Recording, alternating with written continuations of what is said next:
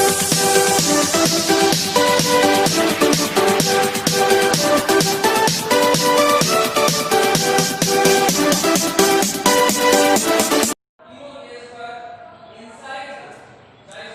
Students, good morning.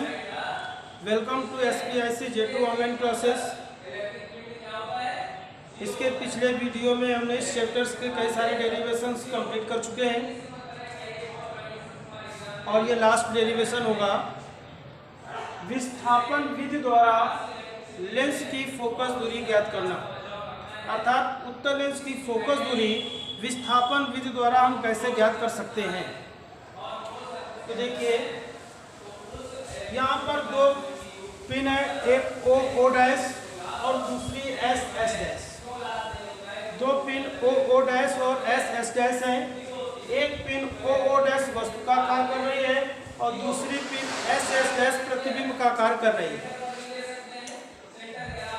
इन दोनों पिनों के बीच लेंस को प्रथम स्थिति L1 पर मान लेते हैं। लेंस की प्रथम स्थिति L1 पर पहले व्यवस्थित करते हैं और इसकी एक फिक्स कंडीशन है कि इन दोनों पिनों के बीच की दूरी इस लेंस की फोकस दूरी के 4 गुने से अधिक होनी चाहिए।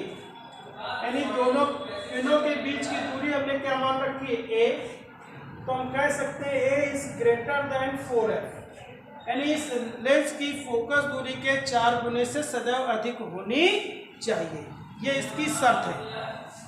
तो पहले लेंस को प्रथम स्थिति L1 पर रखते हैं।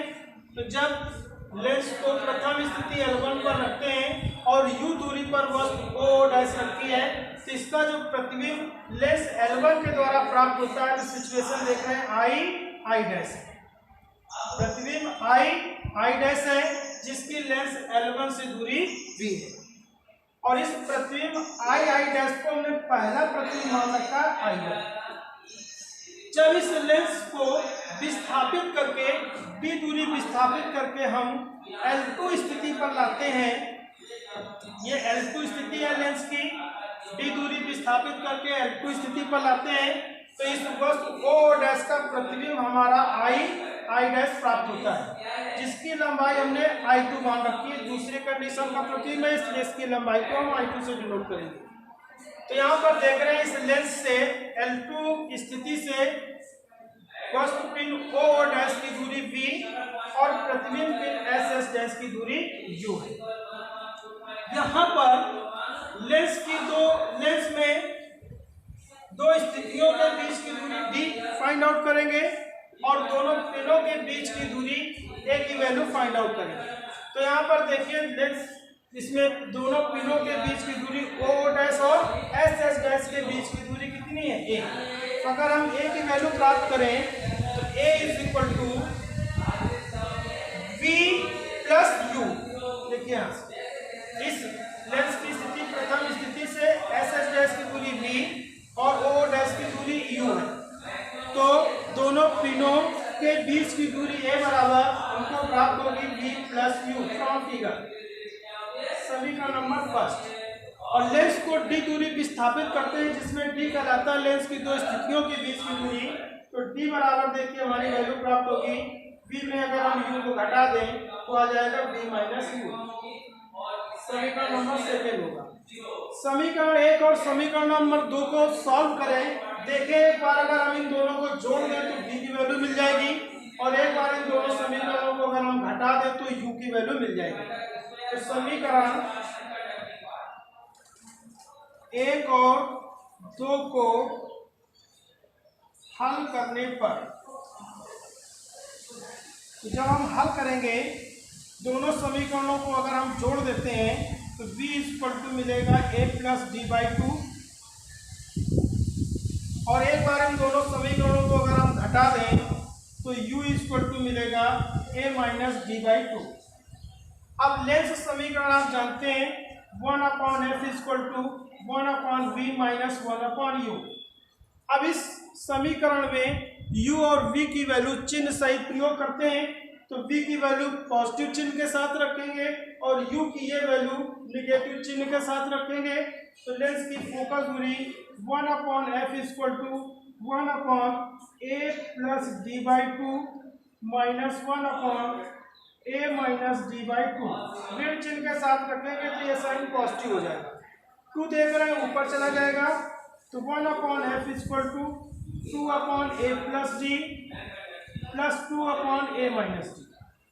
अब a प्लस डी और a माइनस डी एलसीएम ले लेंगे तो 1/f is equal to 2 common ले लेंगे a प्लस डी और a माइनस डी एलसीएम ले लेंगे तो आ जाएगा a minus D plus a plus D.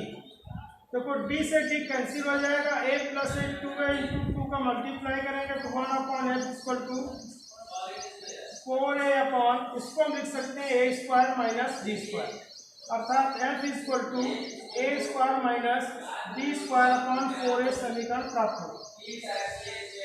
तो ये समीकरण कहलाता है विस्थापन विधि द्वारा उत्तल लेंस की फोकस दूरी का सूत्र, जिसमें a दोनों पिनों के बीच की दूरी इट मींस वस्तु पिन और प्रतिबिंब पिन के बीच की दूरी a है और d लेंस की दोनों स्थितियों के बीच की दूरी कहलाती है।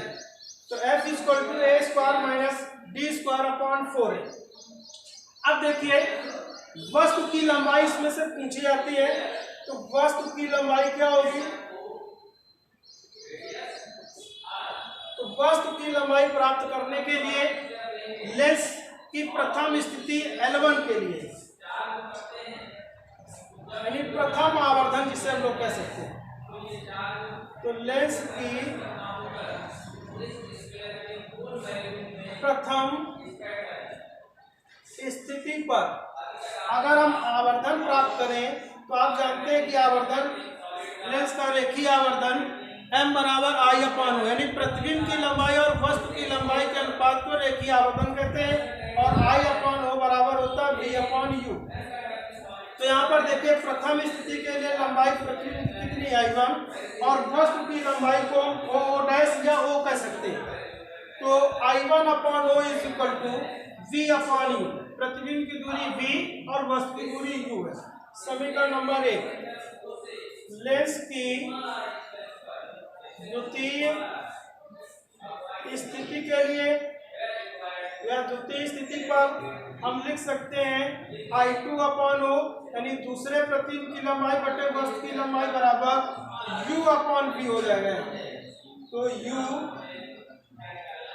u/v समीकरण नंबर 2, दोनों समीकरणों को गुणा कर दीजिए। समीकरण फर्स्ट इंटू सेकेंड तो I1/o into I2/o is equal to v/u into u/v। तो v से v कैंसिल और u से u कैंसिल, तो बनेगा I1 into I2/o square is equal to 1।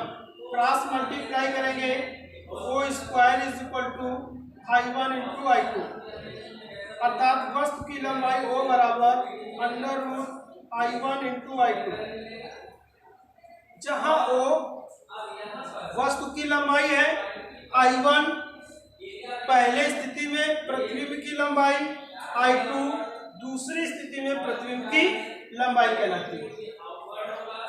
तो यहाँ पर लेंस की फोकस दूरी f बराबर a square minus d square upon 4a, जहाँ a लेंस की दो स्थितियों के d लेंस की दो स्थितियों के बीच की दूरी और a वस्तु और प्रतिबिंब पिन के बीच की दूरी कहलाती है। तो वस्तु की लंबाई o बराबर प्राप्त होता है समीकरण √I1 इंटू I2, जहाँ I1 प्रथम स्थिति में प्रतिबिंब की लंबाई और I2 द्वितीय स्थिति में प्रतिबिंब की लंबाई। Thank you.